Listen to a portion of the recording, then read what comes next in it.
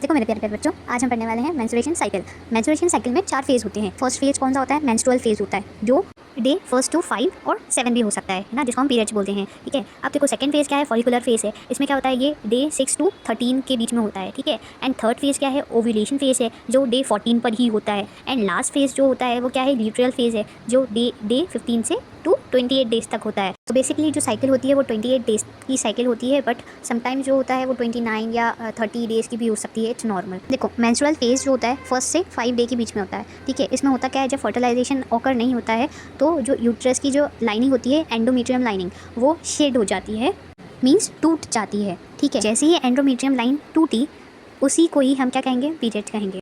Menstrual phase में क्या होता है? ईस्ट्रोजन एंड प्रोजेस्टेरोन जो हार्मोन होते हैं, उनके लेवल जो होते हैं वो डिक्रीज हो जाते हैं, मीन्स कम हो जाते हैं। हमारा सेकंड फेज कौन सा है? फॉलिकुलर फेज, जिसको हम पॉलीफेरेटिव फेज भी कहते हैं। ये हमारा 6 to 13 डेज में होता है। वैसे तो बच्चों जो फॉलिकल फेज होता है वो मेंस्ट्रुएशन फेज के साथ ही स्टार्ट हो जाता है, बट ब्लीडिंग रुकने के बाद ये ज़्यादा एक्टिव होता है। इसमें ब्रेन कंट्रोल सिस्टम होता है, हाइपोथैलेमस जो रिलीज करता है GnRH गोनाडोट्रोपिन रिलीज हार्मोन, जो मास्टर सिग्नल होता है ब्रेन का। GnRH जो कंट्रोल करता है पिट्यूटरी ग्लैंड को और रिलीज होता है हाइपोथैलेमस से। फिर सेकंड आता है पिट्यूटरी ग्लैंड, जो रिलीज करता है FSH को, फॉलिकल स्टिमुलेटिंग हार्मोन। FSH जो होता है वो ओवरी में फॉलिकल को ग्रो करता है। फॉलिकल मीन्स एक सैक लाइक स्ट्रक्चर जो एग को होल्ड करके रखता है। देखो क्या होता है, जो FSH होता है ना, वो मल्टीपल फॉलिकल रिलीज करता है, बट एक डोमिनेंट फॉलिकल सेलेक्ट होता है जो प्रोड्यूस करता है ईस्ट्रोजन। अब ईस्ट्रोजन का काम क्या होता है? वो रिबिल्ड करता है यूट्राइन लाइन को और फीमेल बॉडी को ओव्यूलेशन के लिए प्रिपेयर करता है। हम बात करते हैं ओव्यूलेशन फेज की, जो बहुत इंपॉर्टेंट फेज है, डे 14 पर होता है। यहाँ पर होता ये है कि जो LH जो होता है, ल्यूटिनाइजिंग हार्मोन, एकदम सर्च होता है, मीन्स एकदम से बढ़ता है, इंक्रीज होता है। LH के इंक्रीज होने की वजह से एक मैच्योर एग रिलीज होता है, ओवरी से फिलोपियन ट्यूब में जाता है। LH जो होता है वो पिट्यूटरी ग्लैंड से ही रिलीज होता है।